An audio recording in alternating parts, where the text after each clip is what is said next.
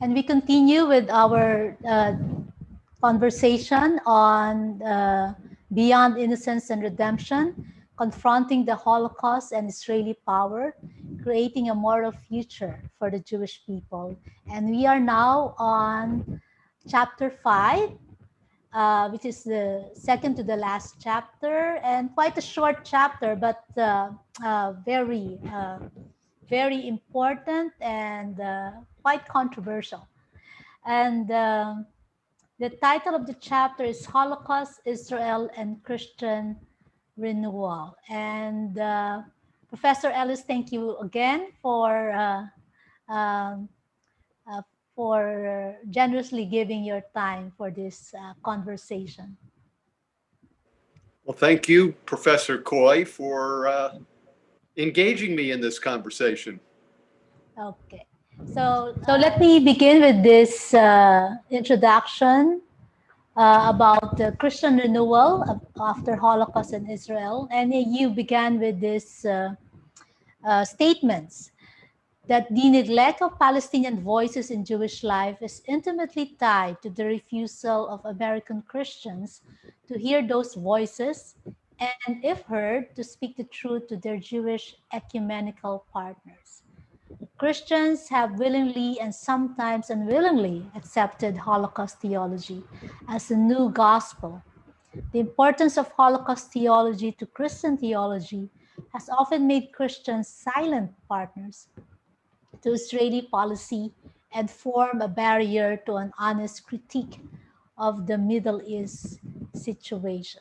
So this chapter would look into the place or the role of Christianity, especially American Christianity, in enabling uh, uh, the enabling dissent or maybe disabling dissent. Uh, why did you include this chapter in the book, Professor Ellis? Could you give a background?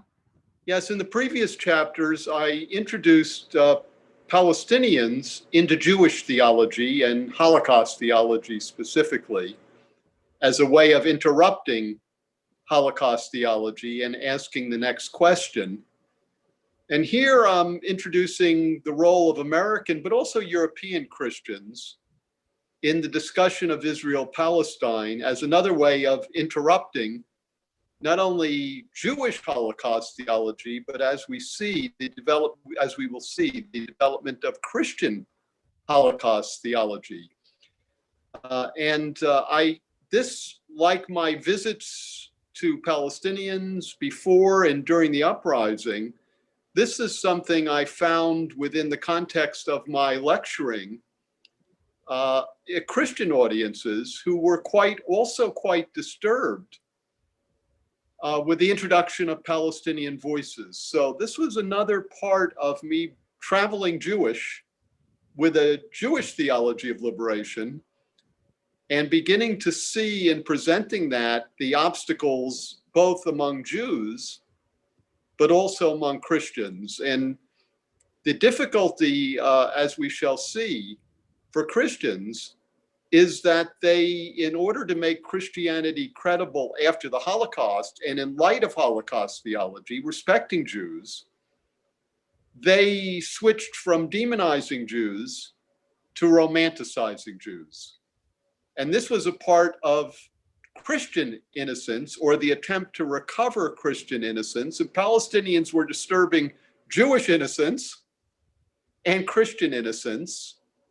And when Jews began to speak about Palestinians, these Christian Holocaust theologians and ordinary Christians who wanted good relations with Jews after the Holocaust wondered whether these could actually be Jewish voices, or was there something else at play? So it became another complex arena that I was experiencing firsthand by traveling Jewish with a Jewish theology of liberation, and now during the uprising, trying to move Jews beyond innocence and redemption, but also having to move Christians beyond Jewish innocence and redemption, and beyond their own innocence and redemption. Yeah, it's interesting because what were the reactions when you were traveling to Israel, Palestine? What were the typical reactions of Christians when they hear the Palestinian stories of, atrocities and torture? What do they? How do they respond? Well, the first was disbelief, because they had romanticized Jews after demonizing them and had never come to grips with Jews as real people who could be wonderful and awful and mostly everything in between. Christian theology has never been able to deal with Jews as ordinary people with a vocation. They had to be extraordinary either in their negative qualities or in their positive qualities. In a sense, they had to be demons or angels. So Is this the same among whether they are Protestants or Catholics? Or is the reaction the same, or is there a distinction? well, there were similarities and differences, but in general, uh, Christian audiences in the West wanted Jews to be angels after their tradition had demonized them. And the question is that they want Jews to be angels for the sake of Jews or for their own sake. Because they needed Jews after the Holocaust to regain the credibility of Christianity in the West, which was under assault from the tradition's actions. And of course, there was also a genuine desire not to be anti-Jewish. But the desire to be anti-Jewish clouded the fact that Jews could be celebrated and embraced and could also do things that were wrong. And there's another dimension to this, because the Jewish establishment didn't want Christians to think ill of Jews, both because of the history of anti-Semitism and because of the Jewish establishment's support for Israel.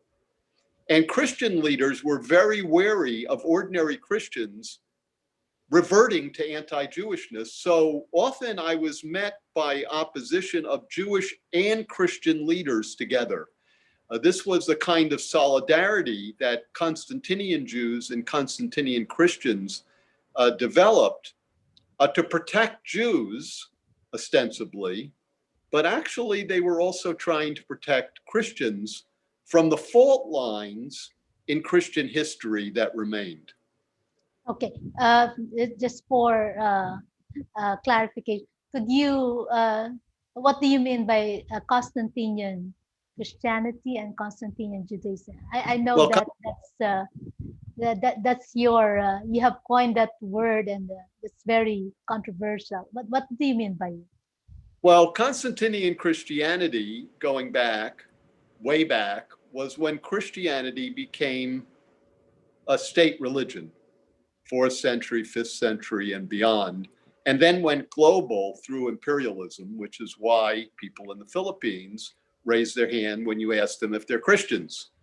They were conquered by a global imperial Christianity, but others were too in Latin America. Most Christians today are the victims of Christianity. And a certain form of Christianity, I call it Constantinian Christianity, that went around the world as part of state imperialism, European imperialism. And that's the link between Constantinian Christianity is a link between Christianity and the state, where the state gives privileges and often a monopoly to Christianity, and Christianity blesses the state. I use the term Constantinian Judaism not because there's a universal Jewish population, but because we've made the same deal with the state. The state gives us privileges, we support the state. It's quite new after the Holocaust, but very strong. And my point here is that these groups, Jewish and Christian establishments, what I call Constantinian establishments, often with very progressive views on much of the world, come together to enforce this barrier against Palestinian voices being heard and recognized, because now, Jews are good only. And Israel, Jews are innocent in our suffering and in our empowerment. Even if and the Palestinians have contradictory evidence. And by the time that I was traveling Jewish, there were a few Jews, now many more, who were saying, wait a minute, no to anti-Semitism, for sure, but also no to silence about what's happening to Palestinians. This was very controversial on many levels. Progressive Jews, too, joined in this. It wasn't just conservative Jews who were against Palestinian voices. Some of the most vociferous opposition to the introduction of Palestinian voices were progressive Jews and progressive Christians. That is, progressive on many issues, but they wanted to hold the line here because everybody was afraid of facing this fact that Jews were good and bad and everything in between. And the Jewish conspiracy theories had to be fought. You know, Jews control the media, Jews control the world, Jews control this and this and this. But in fact, in Israel, Jewish Israelis, with the help of Jewish establishments around the world, were doing something profoundly wrong to Palestinians. They couldn't get it together, and in my view, still haven't gotten it together. And this is what I call the interfaith ecumenical dialogue become deal, which I announce at the end of the chapter, and which has been broken through in many ways and also remains 30 years later. Okay. So we will look at, how this Christian views that actually develop, and so this would be represented by the figures that we're going to talk about, beginning with Reinhold Niebuhr and the Eckharts. Then we have um, Brown, McAfee Brown, and of course Rosemary Radford Ruether. So they represent a development in the Christian views of the Holocaust and Israel in relation to the Palestinian Uprising. Okay, so let's start with very famous Christian theologian Reinhold Niebuhr, a political theologian, and he wrote an article in 1946. This is before the establishment of the State of Israel, and as you said, his belief is that Israel is helping to modernize a backward and illiterate Arab culture. So this is a quote from that article. There is, I know, not sufficient consideration in America either of Arab rights or of the embarrassment of Britain in dealing with the Arab world. I find it baffling, on the other hand, that the average person here speaks of Arab opinion without suggesting that such opinion is limited to a small circle of feudal overlords, that there is no middle class in this world, and that the miserable masses are in such abject poverty that an opinion is an impossible luxury for them. One difficulty with the Arab problem is that the technical and dynamic civilization which the Jews might have helped to introduce and which should have the support of American capital and which would include river development, soil conservation, and use of native power, would not be acceptable to the Arab chieftains, though beneficial to the Arab masses. It would have therefore to be imposed provisionally, but would have a chance of ultimate acceptance by the masses. Now, it's interesting. When I was reading this quote, it's very similar to how Muslims are looked upon in the Philippines. Filipino Muslims, how they are seen as, they have to be civilized, because they are backward, they are very resistant to change.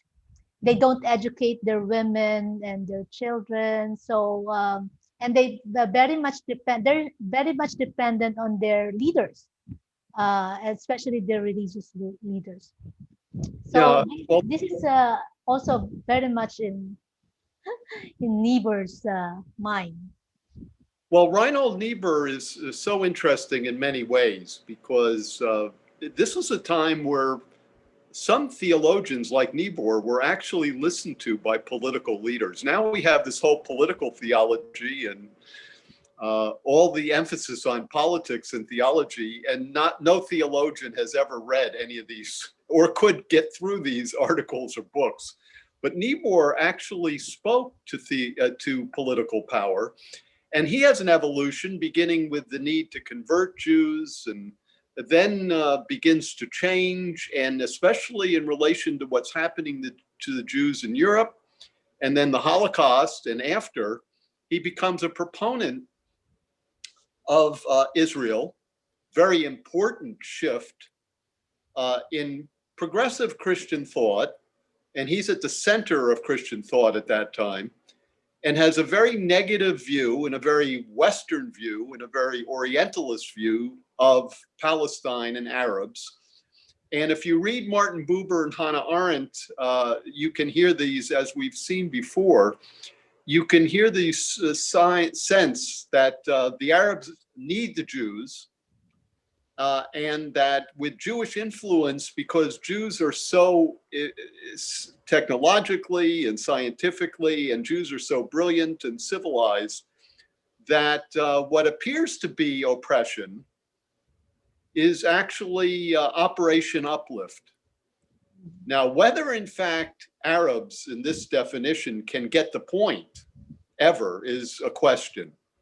But then there's a separation of Arab leaders and the masses may want something else, but the Arab leaders are feudal. It's very interesting use of language. So it's a very Western view of Arab, which remains.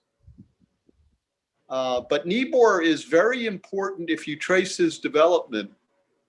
And here now, 30 years later, there's a heavy emphasis on Christian Zionism as a part of the support of the state of Israel. And that's good in a way. But in fact, the original support for the state of Israel as in a modern time, the state of Israel, is actually liberal, Christian liberal thought and Jewish liberal thought. Wiesel was quite liberal, Elie Wiesel, on many, many issues, not on this one.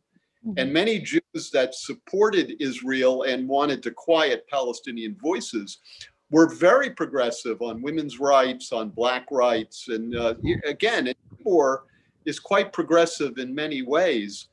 But on this issue, the idea of being progressive at that time was support of Jews and was support for Jewish empowerment in Israel. And then they have to argue how that empowerment, which seems to be hurting Palestinians and other Arabs in the Middle East, is actually ultimately helpful, although Arabs may need to be forced in this uplift, because again, you have this sense of Arabs are not quite civilized, they need help, and we're not sure they can get there, but Jews can help. And there's another dimension with Niebuhr too, that Jews have been repressed and oppressed by Christian anti-Semitism. So we have the Christians who have been quite uncivilized to Jews, now supporting Jews, civilizing Arabs. Yeah, and because I think he blames the Western Christianity for not doing enough to civilize Arab, especially Arab Christians. So it will now fall on the Jews to do the work. Jews who are oppressed in Europe by Christian civilization are now to be the civilizing agents in the Middle East. But it's also a rescue strategy. Even Niebuhr believes that how can Christians really call themselves Christians without supporting Jews?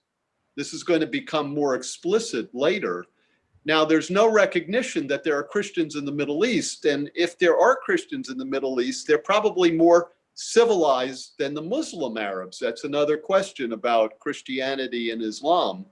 But in general, the Middle East is seen as a Muslim stronghold, a backward, feudal, mostly uncivilized area of the world that Jews almost annihilated in Europe.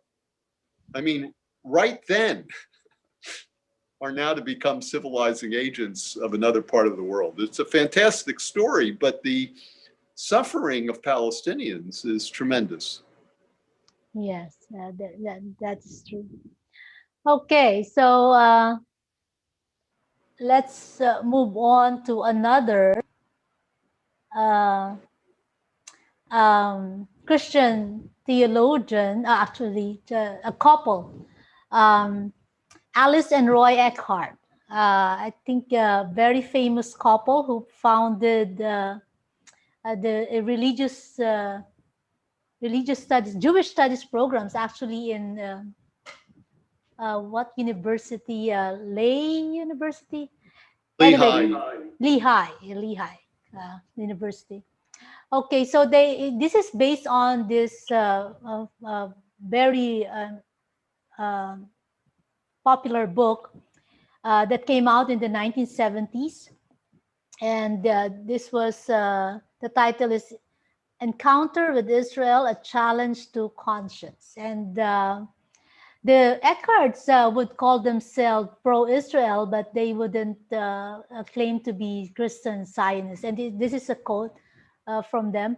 Those who, either as Christians or as Jews, identify religious Zionism in terms of theological absolutism and that seek to promote that point of view will find that we disagree with them. We are not Christian Zionists. So they know about the complexities of the issues, and for them, for the Eckharts, Israel represents a rebirth of the Jewish faith, a response to an unbroken trust, so that the ancient spiritual covenant can be reborn and realized in the life of a free Jewish people. To those Christians who argue that divine judgment was responsible for the historic dispersion of Jewry, they should also see divine support in the rebirth of Israel. The problem for them, however, is that most Christians remain anti-Jewish and ignorant of the long history of anti-Jewishness and ready to exchange the old weapon of Jesus Christ against the unbelieving Jews with the new weapon of a militant, aggressive Israel that threatens world peace and harms innocent Arabs. So the Eckharts were very critical of those who criticize Israel, because for them it's like it's it's uh, it's God's action in history, and a proof that the covenant has not been broken. Yeah, the Eckharts are interesting too, because they are not Christian Zionists who believe in the Jewish return to the land as a way of bringing Jesus back. That is something they deny. But historically, they recognize, like Niebuhr, that Christian anti-Semitism has pushed Jews to the brink. These are Christian Holocaust theologians, but the Eckharts have a critical view. And again, my own travels are very interesting in regard to this, because in 1988, when there was a big Holocaust conference, Remembering for the Future, which was around the Holocaust, the Eckharts were part of the steering committee and invited me, and if I remember correctly, paid my way to come to that conference in Oxford, in the United Kingdom. And they were very aware of my work toward a Jewish theology of liberation. So they were very much for Christians to recognize the harm of anti-Semitism and the need to support Israel. But they didn't want it to be a theological thing about Jesus returning, that they were against. Mm-hmm. And they also recognized implicitly that there was a problem there and that something had happened to Palestinians. And so they wanted to include my voice, which was very controversial at the time, and published an essay of mine with others, of course. And I was, as far as I know, the only critical voice at this massive conference, which cost over $1 million and was financed by Robert Maxwell. It's an entire story in and of Oh, itself. Yeah. Robert Maxwell. Oh, yes. This is where I met. Well, I saw close up Robert Maxwell and the whole Jewish Holocaust theology establishment there, because that had become an establishment itself. And the Palestinian Uprising is happening. I had written Toward a Jewish Theology of Liberation, and Christians like the Eckharts were quite aware of it. And they saw me as a person speaking from the Jewish tradition, being against anti-Semitism, of course, but also being against what was happening to Palestinians. So there was a mixture there. The idea that all these Christians had no sense of what was happening to Palestinians is wrong. But the Holocaust establishment itself wanted to tamp that down and deny it, at least to discipline it, because Holocaust theology was very afraid of the return of the Jewish prophetic. The Eckharts weren't, but they were also very afraid of Christians. Their own view, which certainly had some merit, is that Christians, if not overtly anti-Semitic, were deeply ambivalent about Jews, which I certainly agree with. And that ambivalence, which didn't have to be death camps for Jews, that's too strong, would be a permanent danger within Christianity. So they were searching for a way and saw me, for instance, as a possibility. Not that everyone saw me as a possibility, of bridging this gap, holding the line on Christian anti-Semitism, but also holding the line on Jewish triumphalism with regard to Palestinians. So the Eckharts are interesting. They weren't as connected as Reinhold Niebuhr, of course, but very much in a tradition that they could see themselves in that tradition as time was going on. Uh, did they were they able to bridge that uh, gap, that understanding? Well, the ambivalence of Jews, of course, runs through Christian and Islamic history and in modernity too. So there's always going to be ambivalence about Jews. The question is, what do we do with that ambivalence? And, when you have Christians who are aware of that ambivalence in leadership positions, they see it as a constant danger that that ambivalence will spill further into a negative stereotypes. And they have a responsibility there. But as a Jew, I have a responsibility to speak truth to power, to Jewish power now, which is so unusual because Jews haven't had power. So what do you do with this? It's a constant balancing act, a very complex arena that cannot be resolved. And it's not resolved 30 years after this book. Mm-hmm. But they were trying in their own way. There were others that will come to that were both more strident toward Israel, support of Israel, and then more involved in Palestinian freedom. And we'll see that in a few minutes. But the Eckharts were playing very aware that it was a very complex situation, and their invitation to me, it seems silly that I would go on and on about this invitation, but I was a symbolic figure that showed their openness to Jews criticizing Israel for what was happening to Palestinians. That was not simple, and they did it in a very gracious way. I'm very grateful for them. Mm-hmm. And there weren't that many invitations before or after that for me. Yeah. Okay. The Eckharts are also, they were also, they also have a would I say, negative view of the Arabs. They see that the burden of acceptance uh, rests with those Arabs intent on politicide, and the Eckhardt's equator effort with the work of Adolf Hitler. They Yeah, see Arab as a threat to Israel's yeah, existence. Yeah, yeah. so There's they're no question that they too have this, and you don't know whether it's some of this in theology. You often don't know what people actually believe. It's like when you're talking to priests, you don't really know what they believe and they don't believe. Some of what they say, you think, I don't think they believe that. But if you ask them, it's very difficult. You know, the creed, Jesus returning, and it's like how long? It's more or yeah. less 2,000 years, or yeah, getting there, and then we'll be It's fine. it's a reduction of cognitive dissonance, as you would Yeah, describe okay, but theology. but the Eckharts are in that tradition, which I ran into all the time. And again, I'm meeting Palestinians. I'm traveling in Palestinian areas. This is during the uprising too. So I'm interacting with Palestinians. I'm not naive about, I try not to be naive about any people or any community or any individual.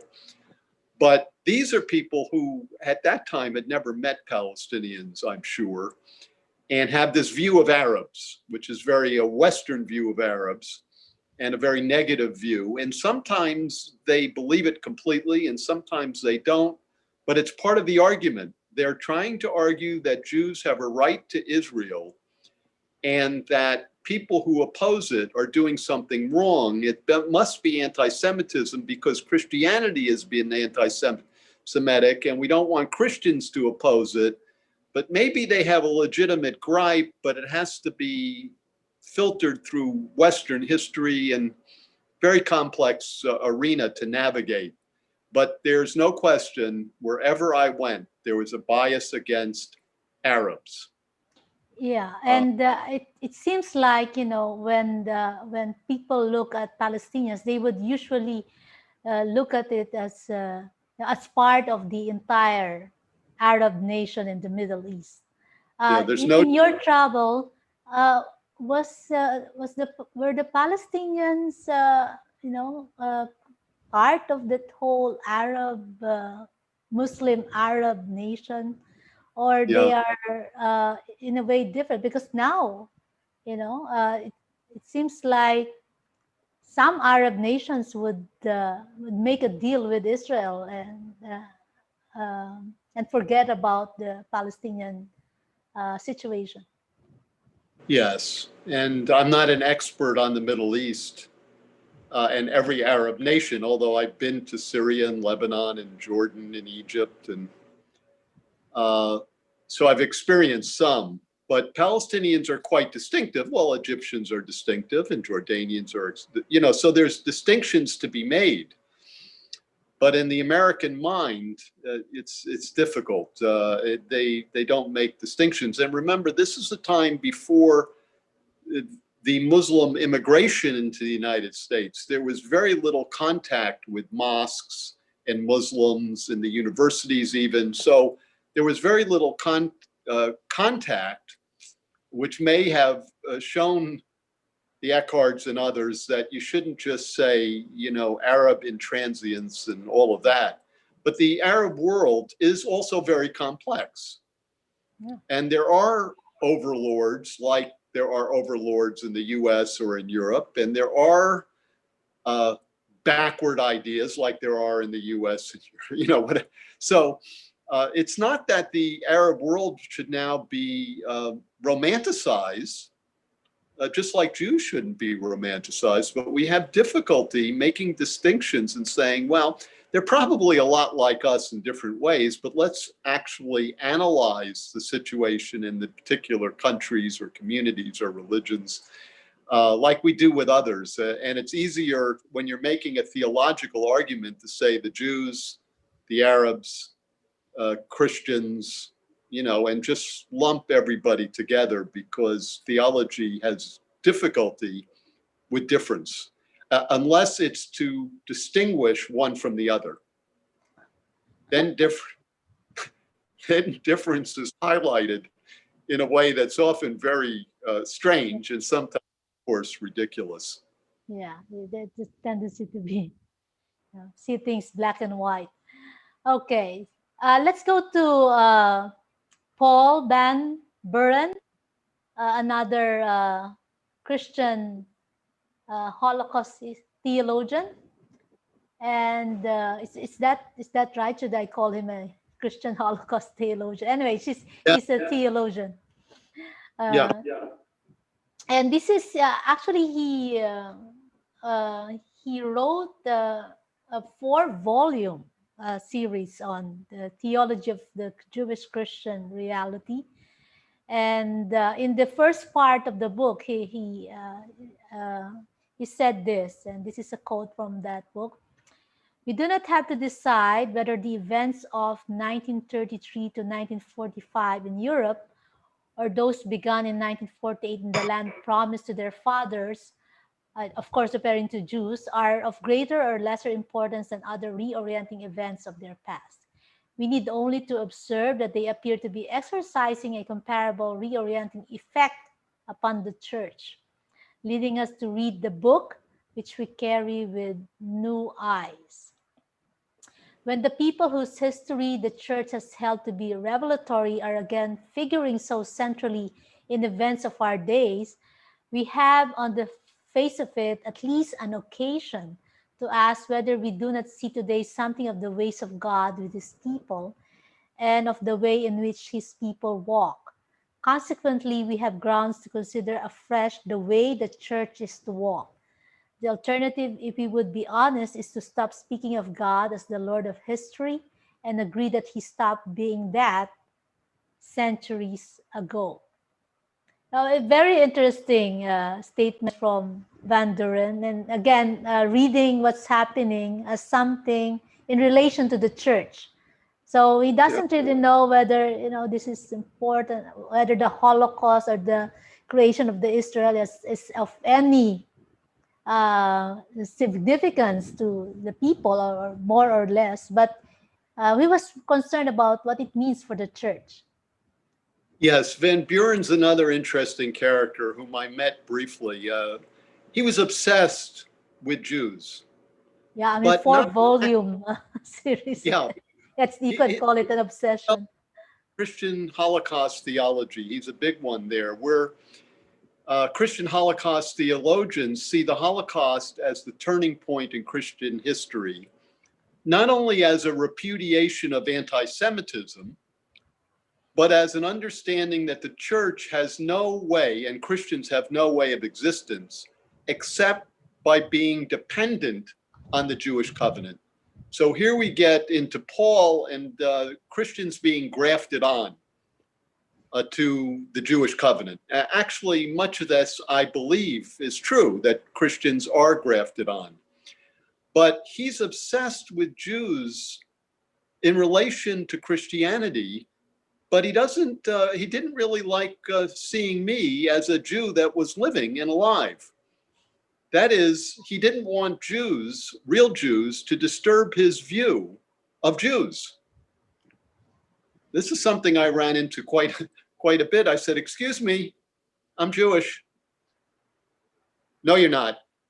I don't have to listen to you." "Well, you're talking about Jews and Jewish history and grafted on. And I'm Jewish. Here I am." "No, not you." And Van Buren was like that in my one meeting with him. He was very disturbed that a Jew carrying Palestinian voices to Jewish theology and Christian theology, this was forbidden. And he also, I want to say, hated, so that may be too strong a word, but maybe not, Naim Atik. Because when I teamed up with Naim Atik, not because I agreed with his theology, Christian theology about Jews, but because Palestinians were being oppressed by Jews, Jewish Israelis with the help of the Jewish establishment and progressive Jews. he felt that Naim Atik was an anti-Semite coming into Western Christianity because Naim was traveling as a Palestinian Christian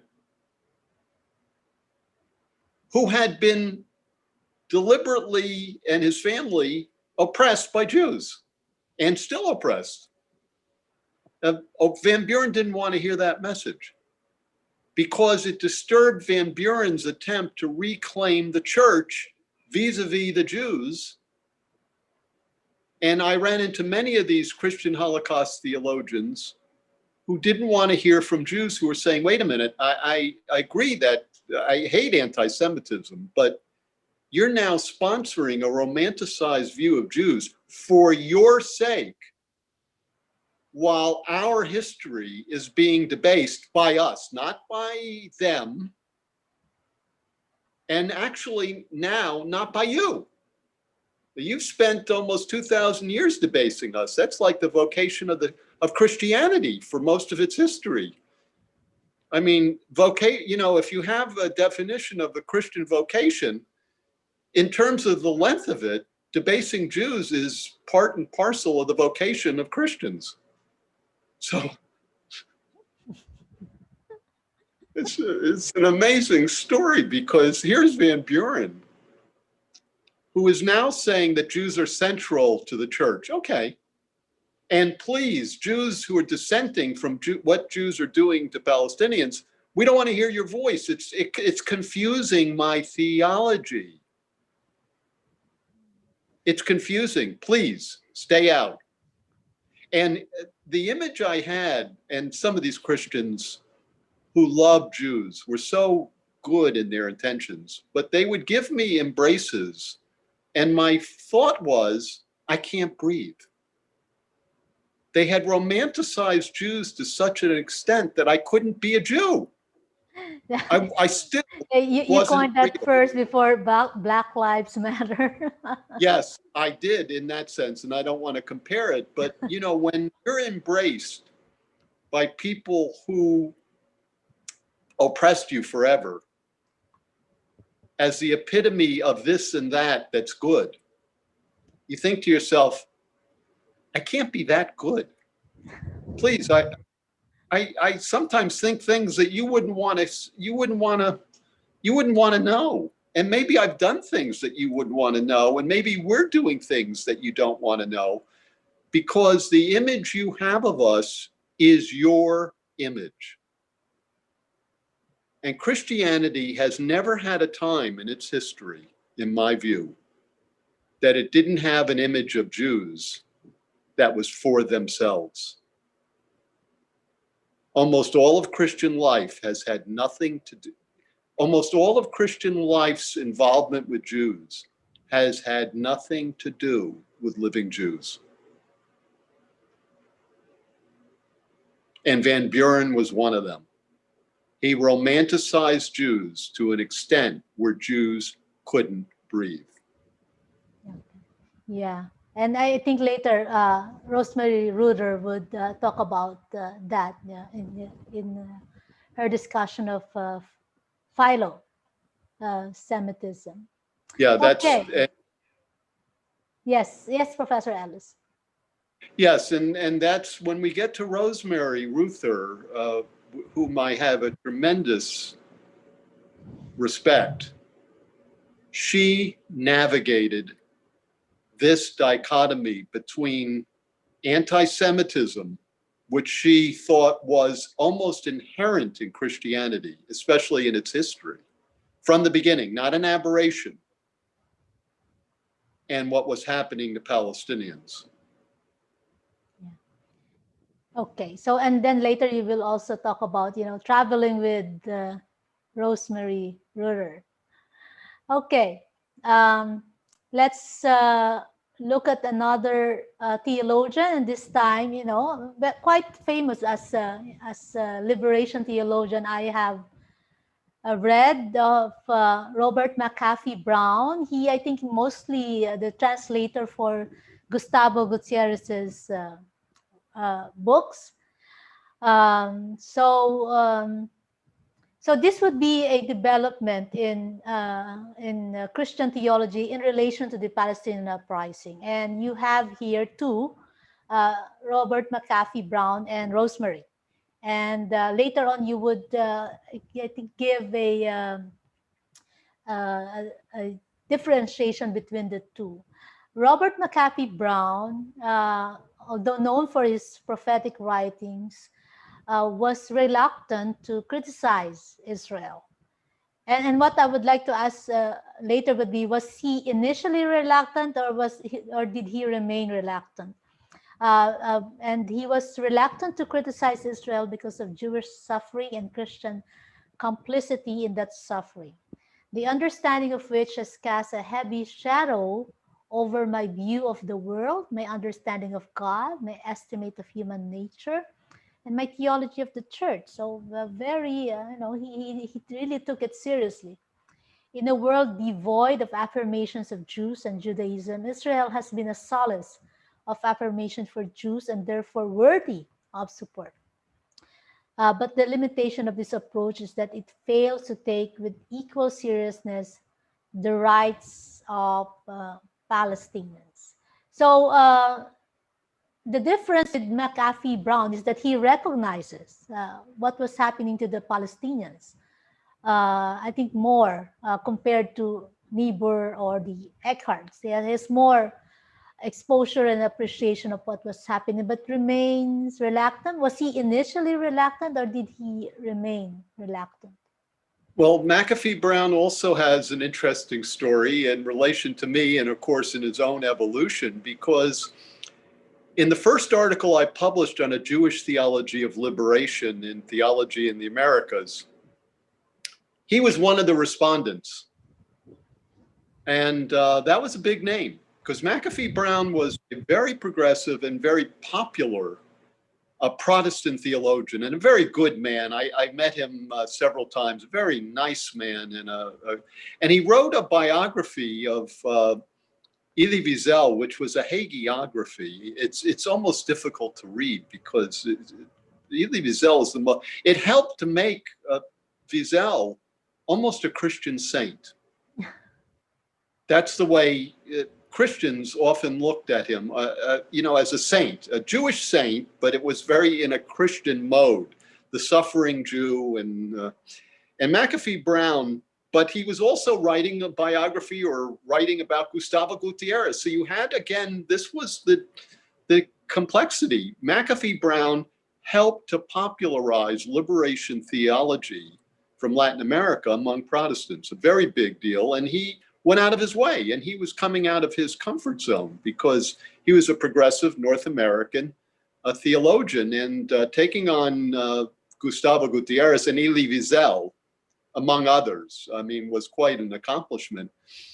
And in 1988, when I was celebrating Gustavo Gutierrez's 60th birthday and the 20th year of the English, what was it, the 25th? Anyway, I was celebrating Gustavo Gutierrez at Maryknoll, and I asked him to come to Maryknoll and to speak, and also for him to write. I prodded him to write more on Palestinians, which he did. And he published it. He was very reluctant to do it, but he also did it within the context of Jewish empowerment in Israel, which he favored.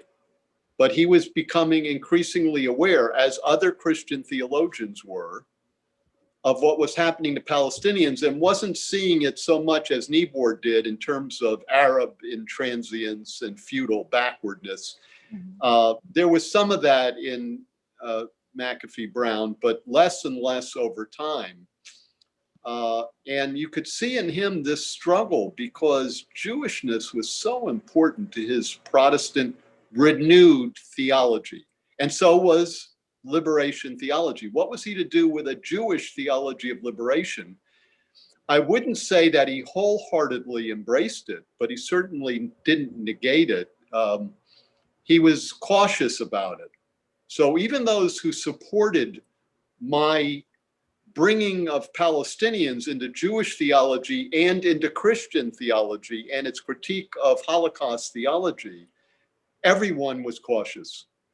There I, was I, a yeah, I think McAfee Brown represent, I think, majority of Christian progressive, even Christian liberation theologians, when it comes to Palestinian issue. well, Christian liberation theologians, when I started meeting with them at Maryknoll, the ones from Latin America were very cautious about it. They had written almost nothing about Palestinians because they too, many of them were educated in Europe after the Holocaust. They were very aware of anti-Semitism, and they didn't want to cross that line either. Yeah. And they were being hit by the Jewish establishment in the US and parts of Europe for using the Hebrew Bible in a certain way, which those Christians no longer use. It's very, again, another complication. But Latin American liberation theologians, when they first started meeting me, were very interested in the Jewish theology of liberation and wanted to know what they could do with it. They were very much against anti-Semitism. They considered it one of the original sins of the church, which was part of dominant Christianity, which had oppressed them. It was part of dominant European Christianity, which had oppressed them. So they were not interested in anti-Semitism at all. They were totally against it. But to write about Palestinians to write about Palestinian rights was very difficult for them. And they were quite late to the table because of their concern for Jews and Jewish history and the church's anti-Semitism, which was part of dominant European Christianity, which was and still oppressed them. And McAfee Brown, again, it's a tangle here too. But the idea that McAfee Brown was anti-Jewish when he criticized Israel's treatment of Palestinians is wrong. And of course, when liberation theologians started writing some, but still there's very, very little. These people were against anti-Semitism, both because they wanted to be friendly with Jews and wanted Jews to have a life, and because of what it meant within Christian history, a very regressive sensibility, which would still hit them in the present, because the anti-Semitism was used not only against Jews, but against progressive Christians in their progressiveness on other issues. Okay. This is not part of the book because I think you mainly talk about uh, um, liberation theologians and progressive liberation theologians in North America and Latin America and Europe. And no, you never mentioned Asian liberation theologians. But in your meeting with Asian liberation theologians, were they as cautious as Latin American liberation theologians when it comes to Palestine? Well, and that's an interesting question. First of all, I was just beginning to come into contact with Asia with some of my students at Maryknoll, and didn't start traveling there until the 1990s. So that was different for me. But in Toward a Jewish Theology of Liberation, there was an Asian edition published in the Philippines. And it had a foreword by Samuel Ryan, a Indian theologian. I don't know if you would call him a liberation theologian or not, but quite an interesting person. And he wrote a very interesting, I don't have it, it may be in my archives, it would be interesting to see it again, the introduction, but his basic point was that when Jews were dispersed from Palestine, they made a huge mistake. They went west instead of east.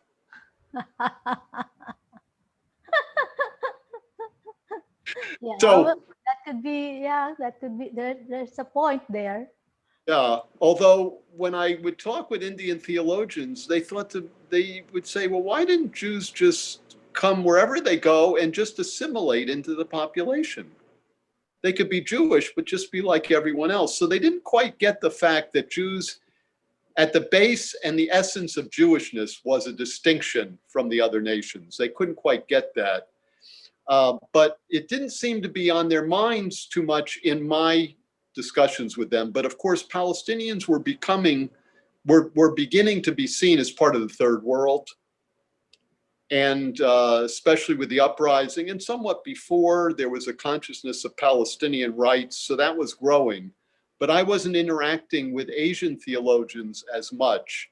But even when I did, there was a wonder about Jewishness. There was an affirmation of the beauty of Jewishness, but they didn't have many contacts with Jews. I mean, in India, I mean, you know, there And was so a Jew. was the romanticization similar to the romanticization of others? No, no, they didn't romanticize Jews. They had, and I wouldn't say my experience was that they romanticized Jews. They had an appreciation for Jewishness insofar as they had come into contact with it, but it was much more foreign to them.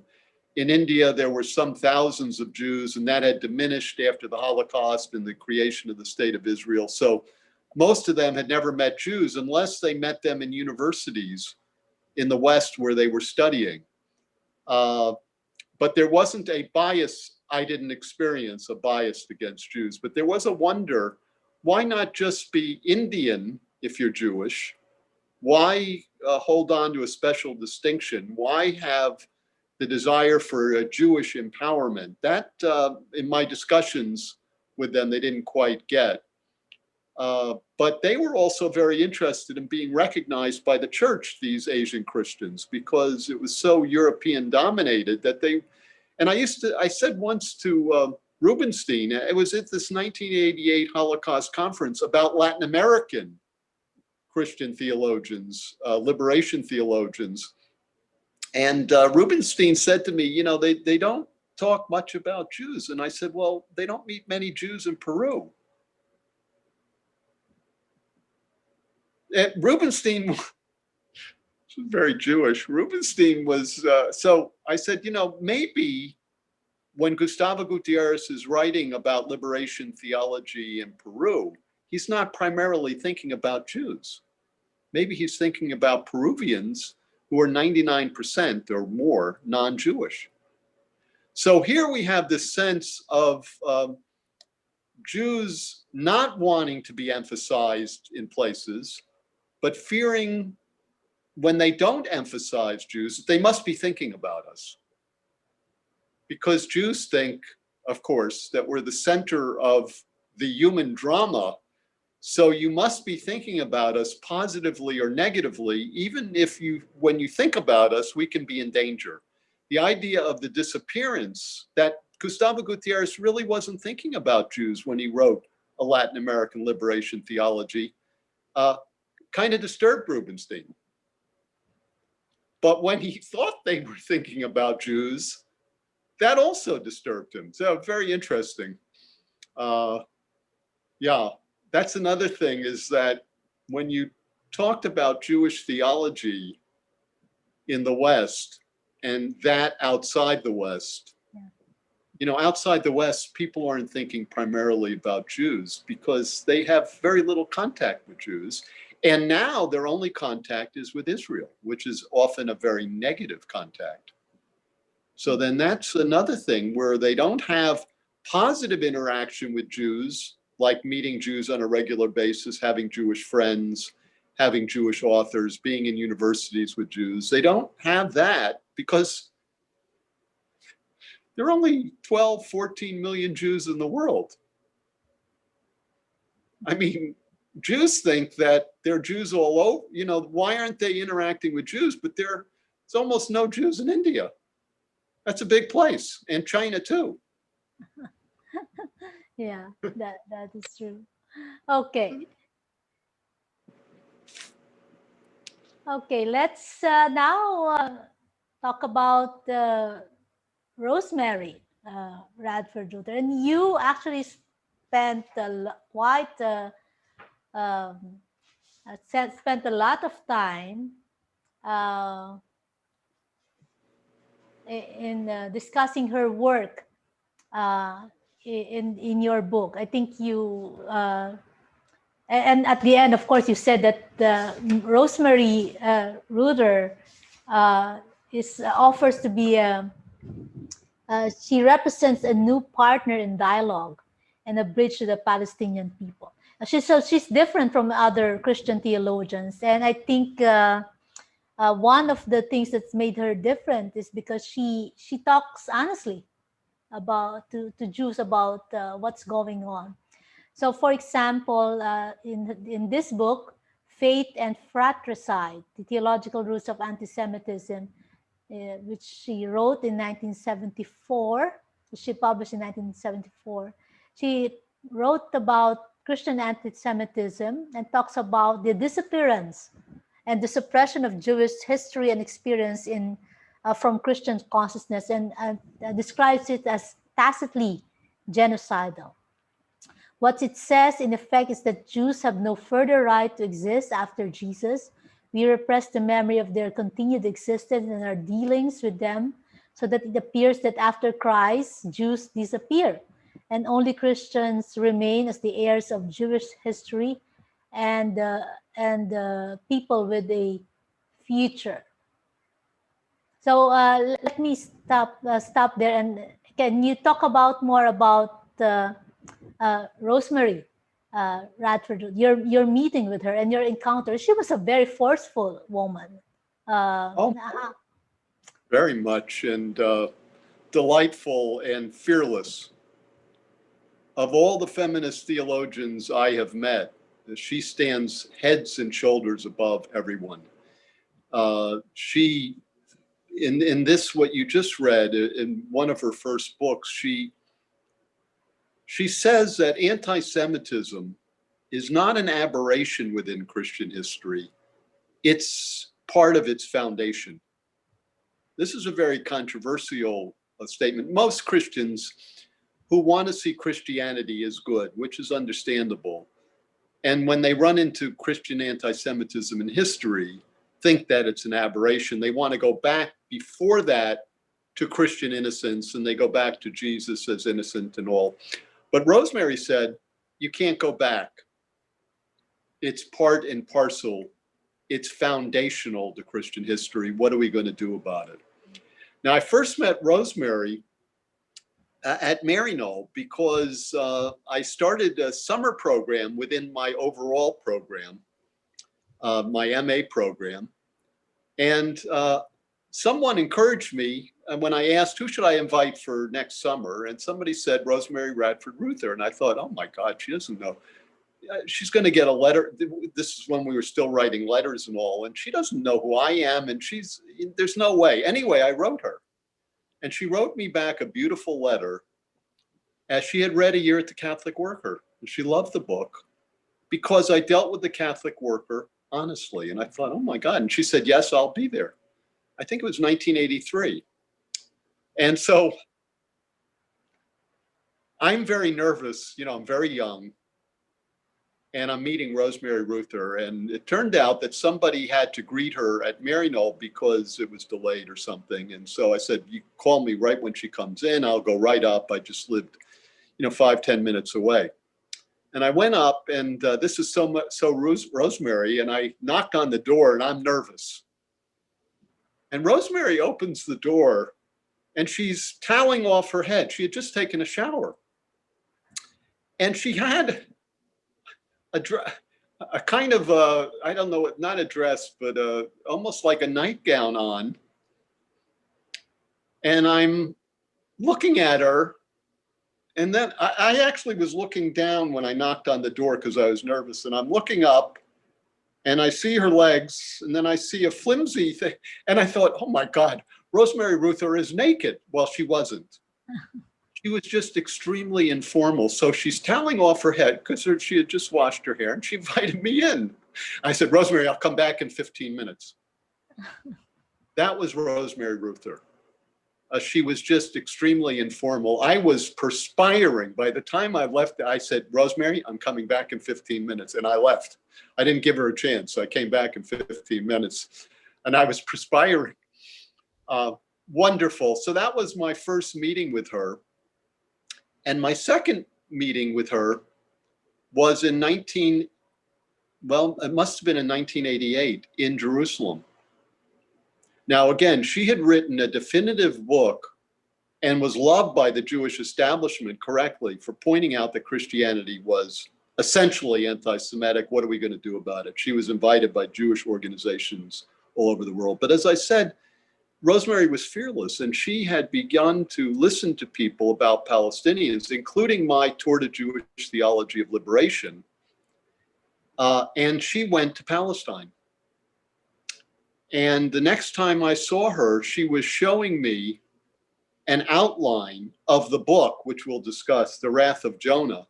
And when I looked at the outline, it was about 10 pages. It seemed like every paragraph had been outlined. Now, I don't write from an outline. It scared me to death. But it showed that Rosemary, who was known as a leading Christian theologian against anti-Semitism, which she was and is, but she was discovering that what was happening to Palestinians was wrong. And she is the only Christian theologian, and she was the first, and maybe the only even today, maybe there are others who emulate her work, who could hold these two things together. Christianity has been historically anti-Semitic. No question, not an aberration, foundational. Israeli Jews, with the support of the Jewish establishment, is doing something wrong to Palestinians. Then for the next decade, Rosemary and I, often with Naeem Atik, traveled around the world giving talks together. So I observed Rosemary in all sorts of situations. And she was often very, very humble in a way. But when she was taken on, and again, she was a woman and going among various audiences, it was fantastic to watch. And sometimes I wanted to protect some of the men against her, not because she was wrong, but because she could also be very fierce. And I wanted to say, because I was sitting up there, to a man who was going to say something, don't say that. Don't. Quiet. Just don't do it. So Now I have encountered Rosemary. No, not personally, but her books. But I've known her as a feminist theologian first and foremost. So, but when I saw this book, The Wrath of Jonah, and the fratricide, I was thinking, how did she came in contact with Jewish? So what was feminism and well, I think she had a Jewish uncle. Anyway, there were some Jews in proximity to her, and she grew up always loving Jewish. But she didn't romanticize Jews, but she also realized at a very young age there was something wrong with Christianity in relation to many things, including Jews. I spent incredible number of days and with her all over the world, and there isn't an anti-Jewish bone in her body. Absolutely fearless, and she holds together like none other. Christianity is historically and still in many ways anti-Jewish in its own way. And there's something really, really, really, really wrong. And that Jews doing to Palestinians in Israel. And I'm going to speak about both of them at the same time. So if you wanted to come to her on her critique of Israel with some conspiracy theory about Jewish power, you just wanted to protect that person because she was fierce. On the other hand, if you denied what was happening to Palestinians, you were going to get it too. She was fierce. Does she support Israel empowerment?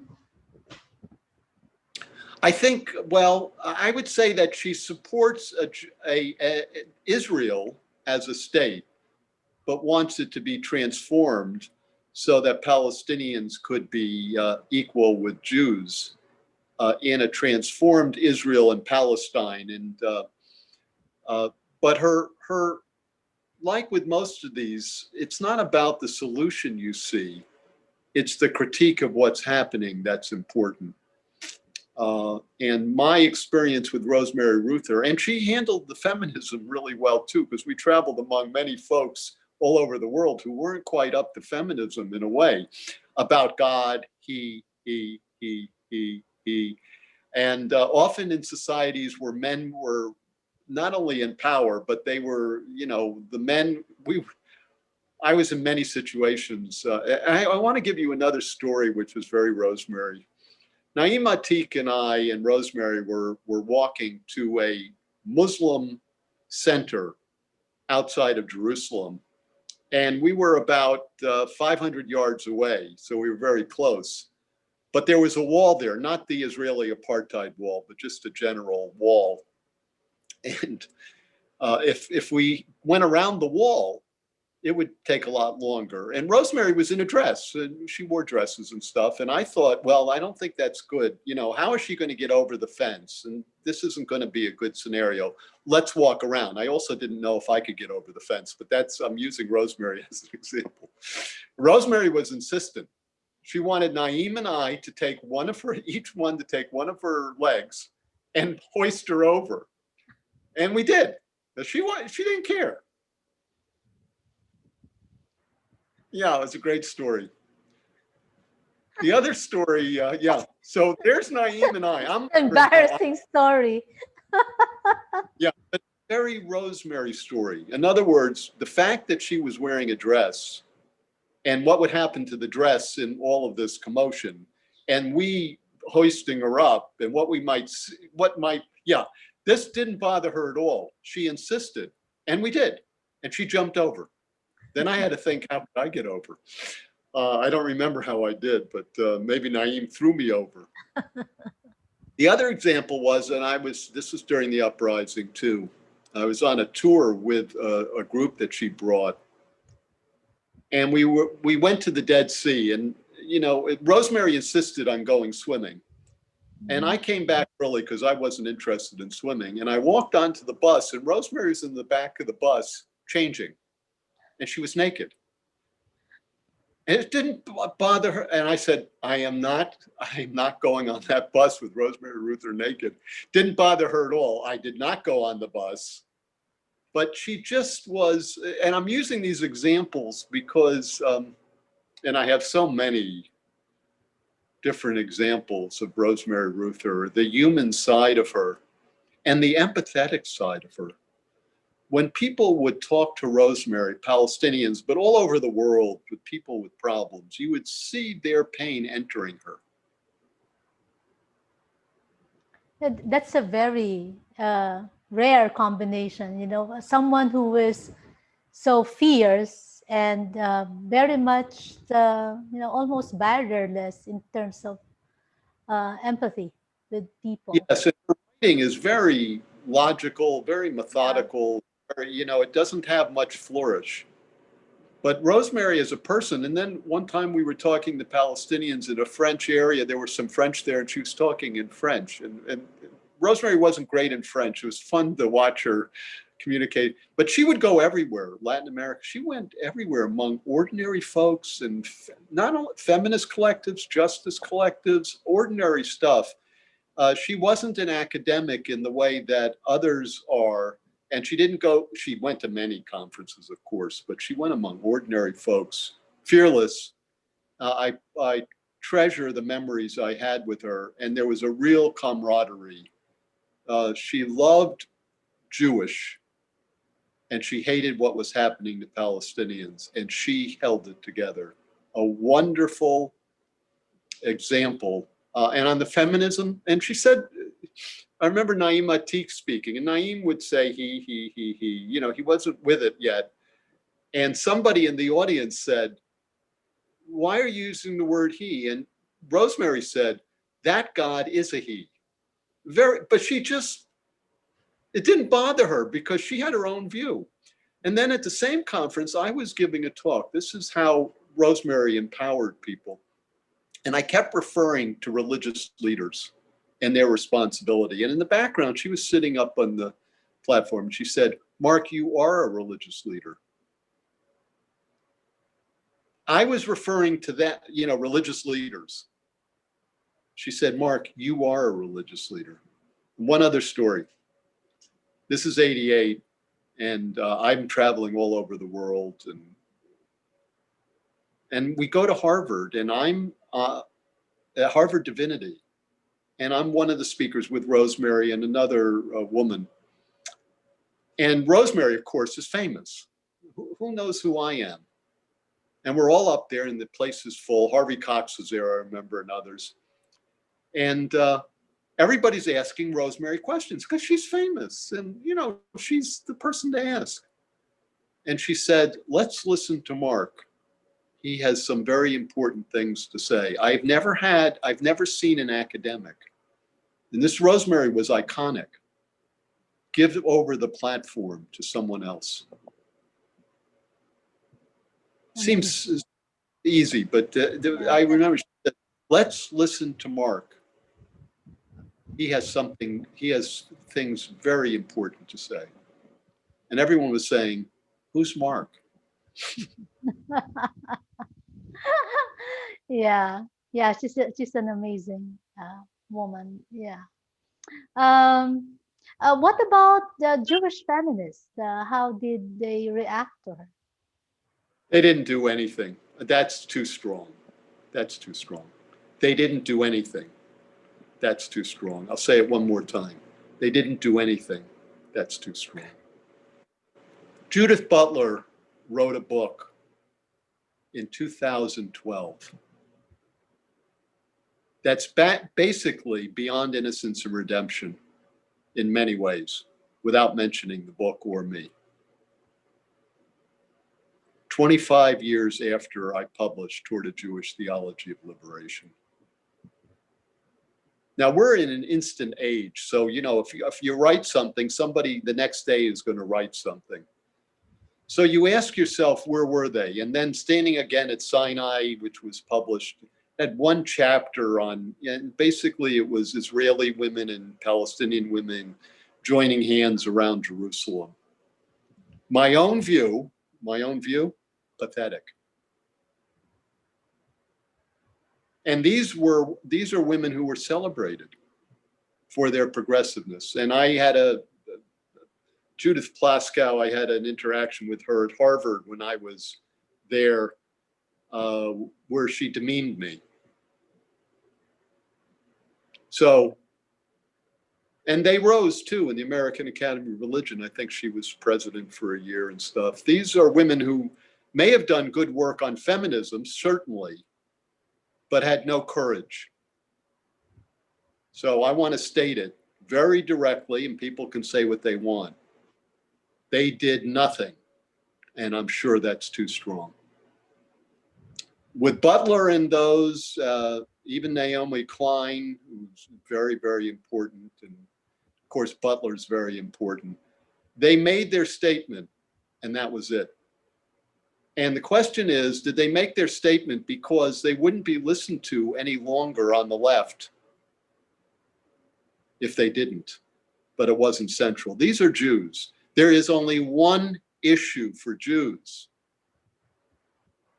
that makes any other issue possible, and that's the right of Palestinians to be free in their own homeland.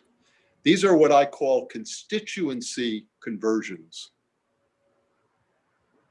Their constituency, see, I have no following, so I have no problems with constituency. Their constituency wasn't ready for them, in their view, to declare on Palestine. And when they were ready and began to demand it, they did. Now that's my view. It's a very controversial view. But you have to ask the question, where were they? Was there something that I had this great vision that I could see that they couldn't? No. Did I have some great intelligence that they don't have, that I could figure it out? No. So where were they? Now, I'm not talking about, I wrote my first article on a Jewish theology of liberation in 1985. Now, I don't mean you have to do it in 1985 in December if I write it in October. But 1985, 86, 87, 88, 89, 90, 91, 92, you know. Where were others too? Now, again, you know, people ask me, how did I come to these conclusions? What was it about me? And then I thought, well, they keep asking me because it seems so unusual. And of course, we always like to think of ourselves as unusual and all of that. But I thought to myself, the question is not, how did I figure this out? But where was everybody else? What happened to them? They were afraid of speaking the truth as they began to find it out. And they had to have found it out much earlier than they wrote about it.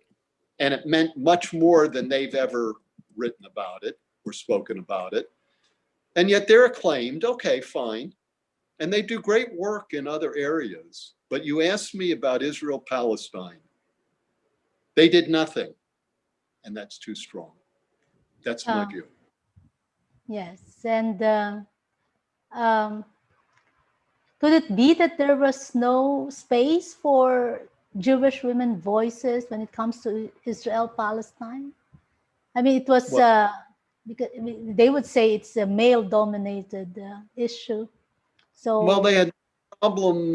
Well, we can argue that it's male dominated, but feminism, just this current wave of feminism, we have Mary Daly in the 1970s. We have Ruether. We have Elizabeth Schussler Fiorenza. We have, you can't argue that.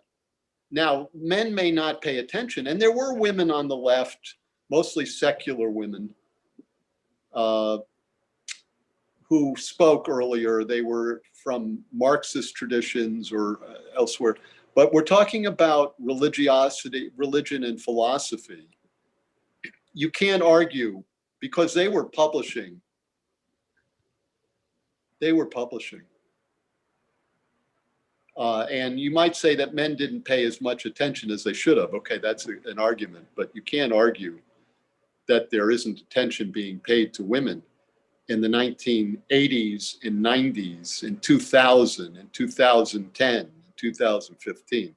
I can't accept that argument. And Holocaust theology is male dominated. Yes, there weren't women writing about that at that time. And women stayed out of it. Well, you have to ask them why. mhm. Uh, but when feminists say that my work isn't feminist on this question, I say, well, where's yours? Maybe yours would be better.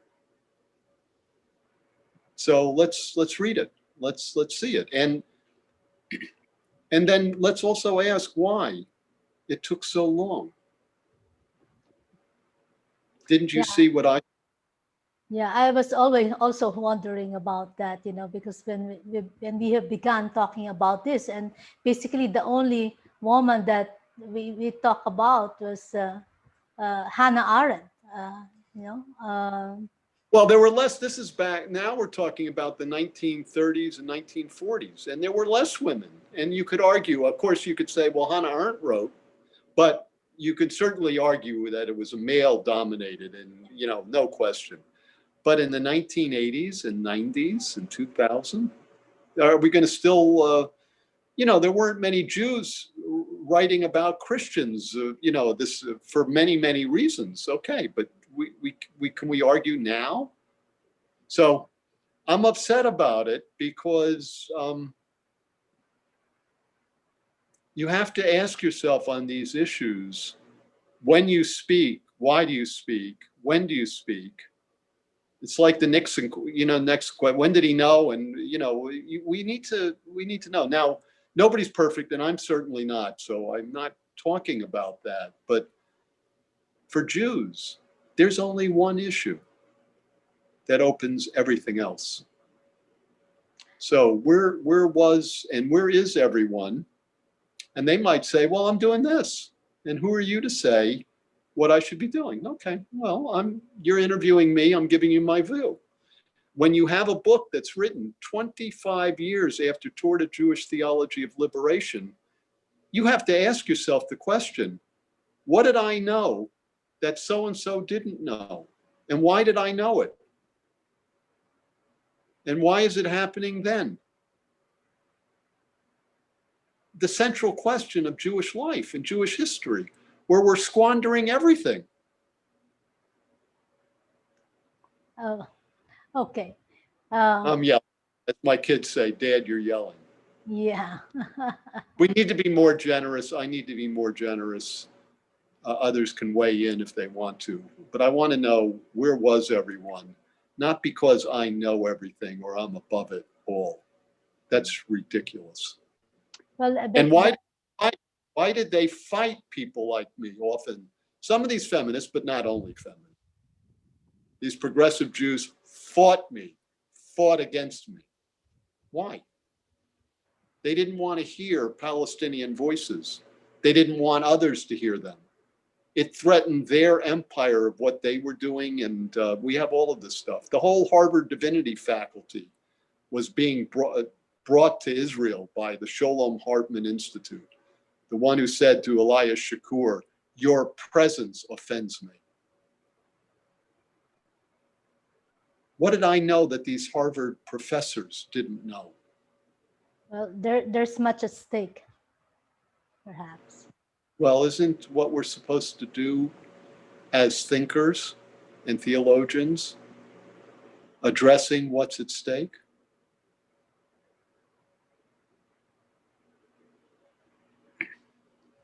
Okay. All right. That was very intense. Yeah, Okay. sorry, I get very intense about it because Jewish history is very important to me. I can see that. Yeah. And anyway, there's well, hopefully with the with the younger generation, there will be more. Oh, Uh, there are many women and there are many men. Most of them do not address it theologically, and that's fine, and or philosophically. They're activists, and there are many, many women and many very strong women, and there were other women. I want to make sure I don't, I'm venting. In general, I'm right. There are specific instances which can be brought to light by others, and I would remember them. But the journey has been very alone, both male and female, not just women.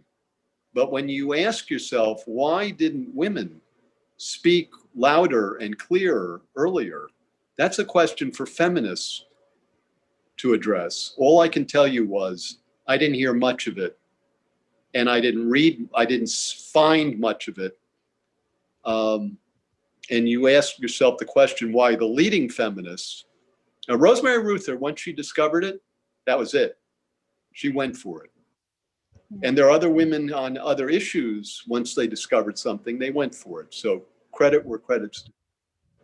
On this question, circling Jerusalem with Palestinian and Israeli women isn't going to do it.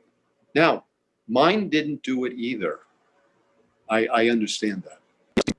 from whether on the question whether Christians can be in solidarity with both Jews and Palestinians. And I think that was the question with McAfee Brown, because for him it was a dilemma that you could be both in solidarity. For Ruether, the answer is yes, but only when the myths of Israelis as innocent and Palestinians as terrorists are exposed. And she saw three myths that need to be overcome: that Jews have an a priori right to the whole of Palestine. That's the first myth. And the second, that the Arab Palestinians do not have a parallel claim on the land as a national community. And the third, that Israel must be oriented toward European people and culture and not be part of the Middle East.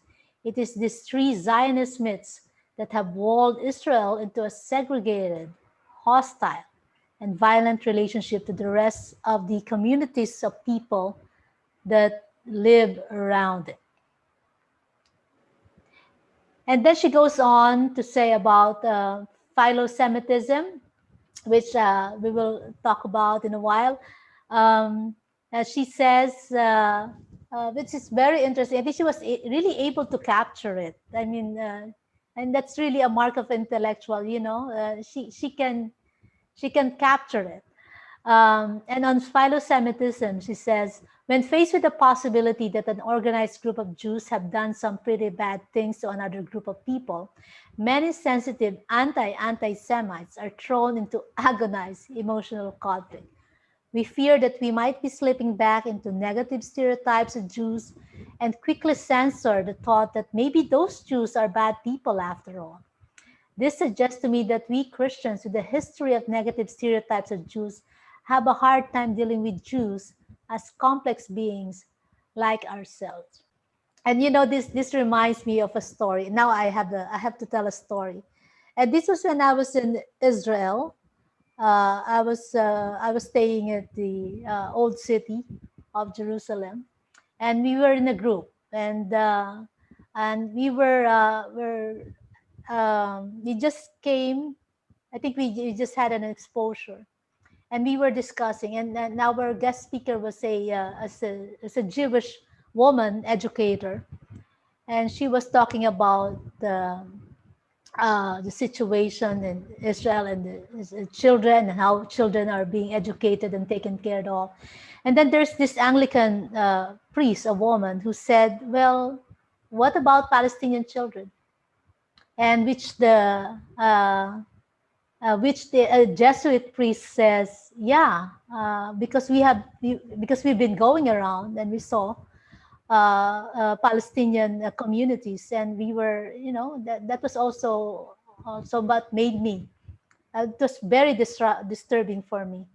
And then immediately, this sister who was moderating it says, "Shh, no, don't say that." And I was thinking, why? What's wrong? And for me, that was there was a fear that they might be slipping back to being negative towards Jews at the No, this is cost of silencing. You know, that was not a judgment. Yeah, she was just asking a question. But what about Palestinian children? yeah. Yeah, well, this is the wages of history. Christians have this history. And even when the gospels are read in church and stuff, no matter how much you correct it with seminary training that this is not right, or this is not supposed to be anti-Jewish, or this was written after the fact and it was this and that. When people hear it liturgically, Christians hear it liturgically, people aren't thinking, they're absorbing. So what Rosemary is saying is that this Christian history will be with us forever. Let's deal with it. But we don't deal with it by being silent about Israel. Rosemary is very methodical in her writing, and these two quotes you have, very incisive and very direct. This is what I appreciate, among other things, about Rosemary. You knew where you stood with her. There wasn't going to be an argument where you had to follow and follow and follow, and then at the end of it, you wondered where you were at any particular point. She just went for it. Is that the personality that she's so incisive and direct, or what do you think makes her different about among other theologians who could be, you know, indirect, beating around the bush, and you don't What really would know where you be stand? different? Why did I speak early and others have not spoken, or spoken in ways where you think, oh gosh, by the end of this, it's like a movie that never ends? Or they write something many years later. We don't know. I don't know. All I can tell you is my experience of Rosemary, of which I had a lot of experience with her, not only her writing, but in person, hearing her give talks maybe hundreds of times, hundreds of different venues. She just stated it as it was, and directly, and that's just her personality and her intelligence and the way she approached things. She wasn't going to, and even about feminism and male and female, she was always very good about men. You know, she would critique men and say, in the end, I remember one time she said, what are we going to do with men? Because women do, they do the childbirth, the mothering, the jobs, they do everything. And we have to figure out what to do with men because men don't have that much to do. But So she just said it matter of factly. And that was another interesting thing about Rosemary. The first time I was in her home with her husband Herc was quite an experience, because everybody wanted to know, because Herc wasn't known the way Rosemary, and everybody knew Rosemary or interacted with her or read her. She's married. In fact, at Maryknoll, when I had a session in 1989 after the Gustavo Gutierrez honoring Rosemary Ruether, it was the same thing, centering on her work in life. There were some people at Maryknoll in administration why I wanted to invite this lesbian and this and that, and I said, well, I never asked her whether she's a lesbian or not, but I know she's married. These things about Rosemary, there were always these things. Who was Rosemary Ruether and who could live with her? Because she was a woman and strong. So when I went into her home, it was very interesting to me. Rosemary was not a hugger, but Herc was. But her husband, and when he gave you a handshake, it almost brought me to my knees. The whole thing was surreal. And they had a very loving relationship and marriage for many, many years. And when people would say, well, is that her first husband, second, third, fourth? I said, well, as far as I know, she's only been married once. And is she this or that? I said, well, I don't really ask her. All I can tell you is what I observe. So there were a lot of myths. There was a curiosity. A lot of myths about strong women, perhaps. Strong women. And I was around her quite a bit, including with Herc. And it was a delight. And by the way, here's another story. One time she invited me to Garrett. I was there often when she was there, and she was going to pick me up for lunch after Mass. So she was going to Mass. And she assumed I didn't want to go to Mass. I'm Jewish, I said, Rosemary, you're going to Mass? I'm going to. Please pick me up for that Mass. I wanted to see her at Mass because everybody was curious, and I was curious too. And so there I am with Rosemary Ruether at a Catholic Mass. And she participated fully and made comments during it. She just had a way of dealing with tradition and faith and justice in a way that's unique. And it was a hoot to be with Rosemary at Mass. She did the creed. She took the Eucharist. She sang the songs. She had a comment or two or three about the priest, who was basically very good, or about something going on. I had a great time. It's one of the most interesting moments of my life, was being at a Mass with Rosemary Radford Ruether. Maybe she can. That's why she can identify with Jews. They sometimes they just don't. They don't see them as they are. Normal people with normal lives. Yeah. Okay. Okay, so I think we're nearing the end of our conversation. One more thing, and this was from the book that she wrote with her husband, The Wrath of Jonah, The Crisis of Religious Nationalism in the Israeli-Palestinian Conflict, which came out in 1989. And here she talks about false messianism. And let me read this quote. False messianism rests on a false construction of the relationship between unredeemed human reality and human hopes. False messianism evokes a dream of redeemed life, whether that be expressed in romantic, liberal, socialist, or religious norms. It uses this dream to cover up contrary realities. Symbol is separated from ethical substance and then used to conceal the contradiction between symbol and ethical substance. False messianism demands deception. Now this actually was not very clear to me. So if you could elaborate more on what she meant by false messianism. Was she referring to Israel as a false redemption, or although more broadly, and she was referring probably there to the settlers and this kind of sense of redeeming the land and all that, but also a false messianism within Holocaust theology. It wasn't called messianism, but the idea that Israel was redemptive. So she was again, very distinctive in her, a very religious person, a very critical thinker. It's not often you find the two together.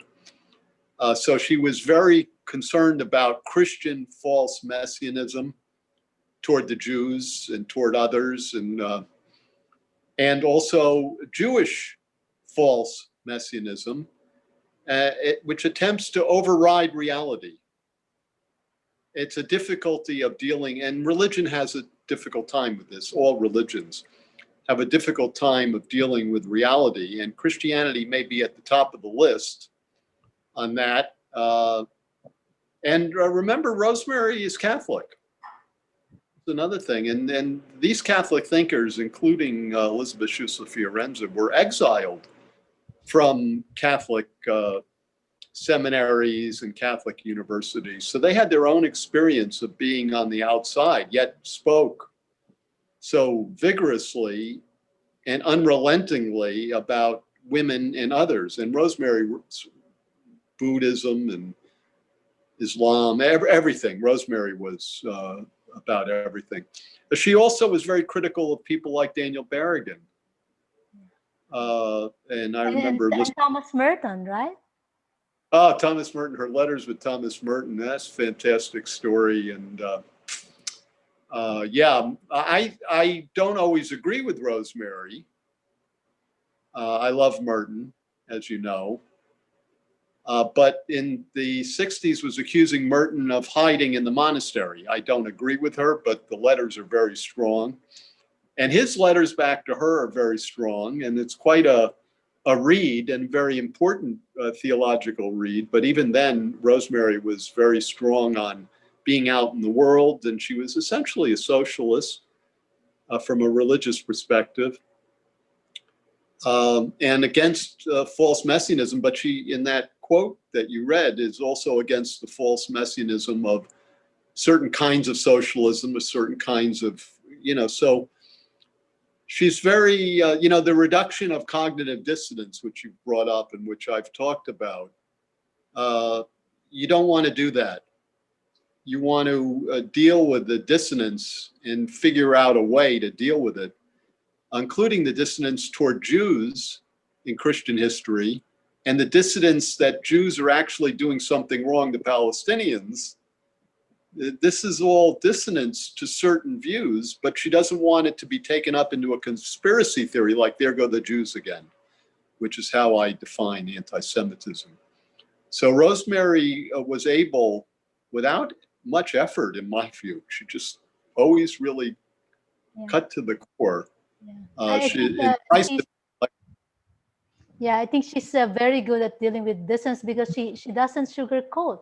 She says is that there's no, and it was delightful. She had an ironic sense of humor. I would call it a very Jewish sense of humor. We would often be in situations where we would smile to each other because it was just totally absurd, but Rosemary would hang in there. And in fact, in the preface to some of Naim's work, she kept referring to Naim as Father Atik. Most feminists would want to, and I understand it, would want to, get away from that. But she was able to, wherever we traveled, she was able to fit in without giving up her points of view. And when her points of view came out, like he, don't worry, that God is a he, she was able to diffuse the situation in a way that was very generous, but got her point in. And then there were some points where she just said, I'm not going there, you shouldn't either. So there was a complex character, Rosemary. But once she knew something, watch out. And that's the difference. Isn't that the difference in all of our lives?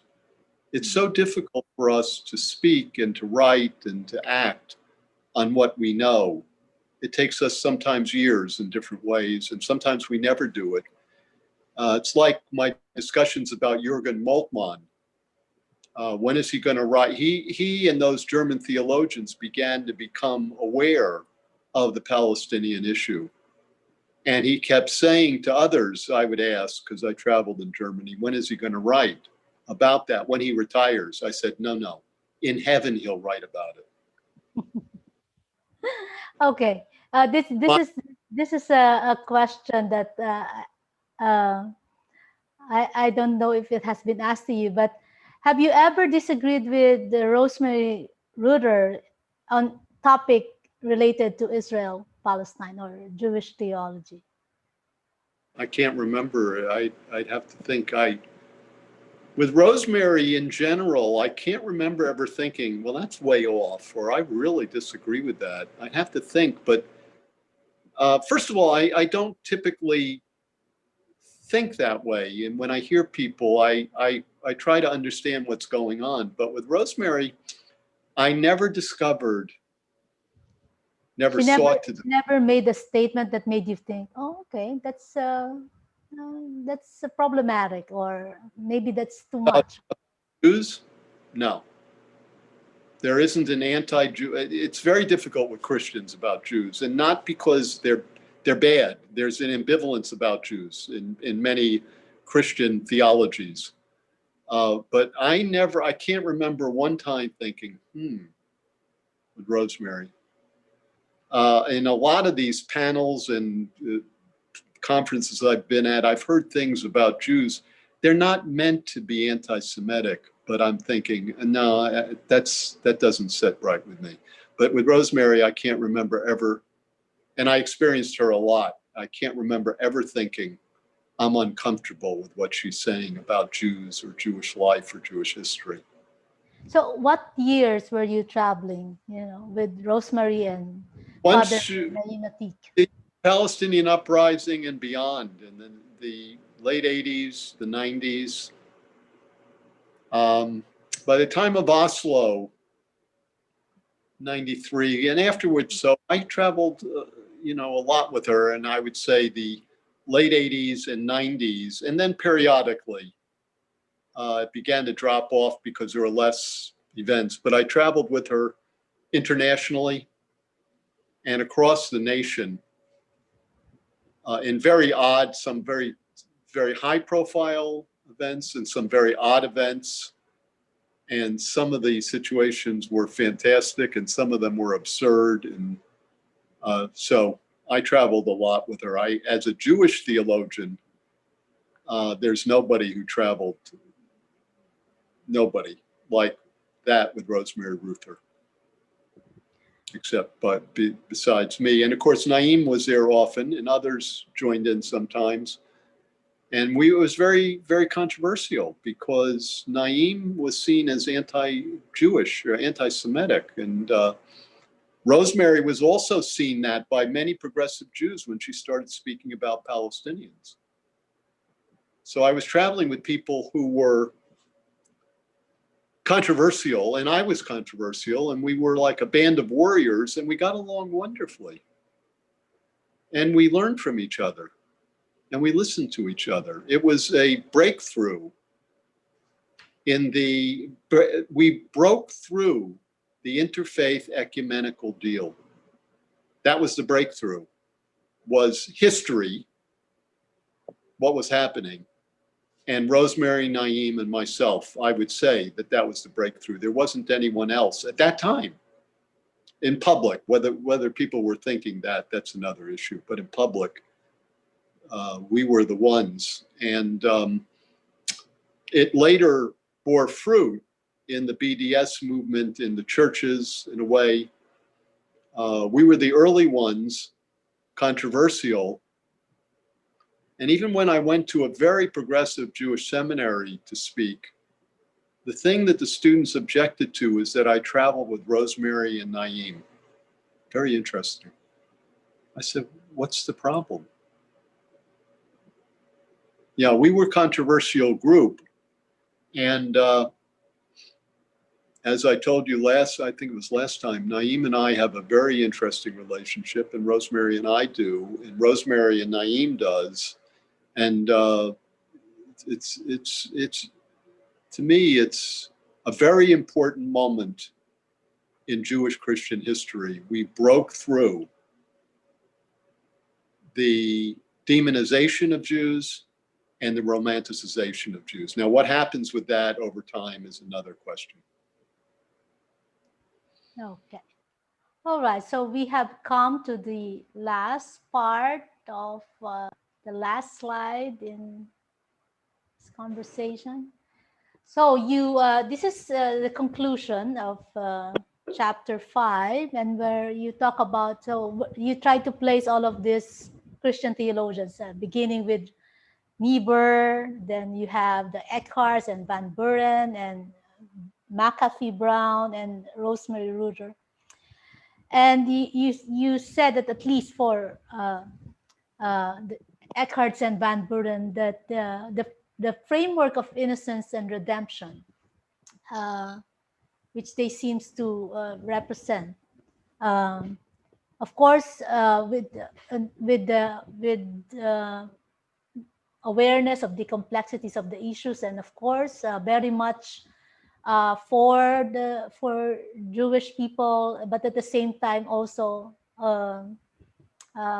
in a dilemma about what to do with the Palestinian oppression. The framework of innocence and redemption, which places the Jews at the center of the religious drama played out in Israel, also places the Palestinians on the periphery permanently. Their role is relegated to acquiescence in or hindrance to the unfolding drama.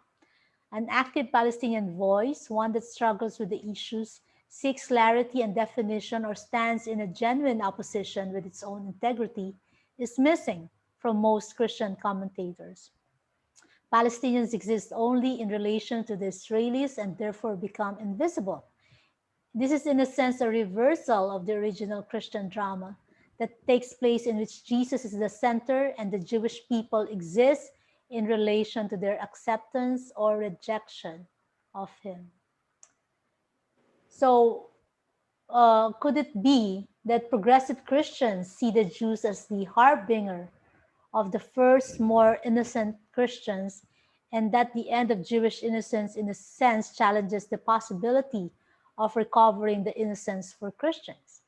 Could it be that the Judaism Beyond Innocence and Redemption also challenges Christianity at a fundamental level to move beyond even the possibility of recovering innocence and redemption? So you left that question towards the end of chapter 5, because chapter 6, the next chapter, you will, I think, really delve more on that. So this is this chapter is really brings out the tensions and the gaps, the weaknesses of many of the views upon Christian renewal due to Holocaust theology and the creation of Israel. And so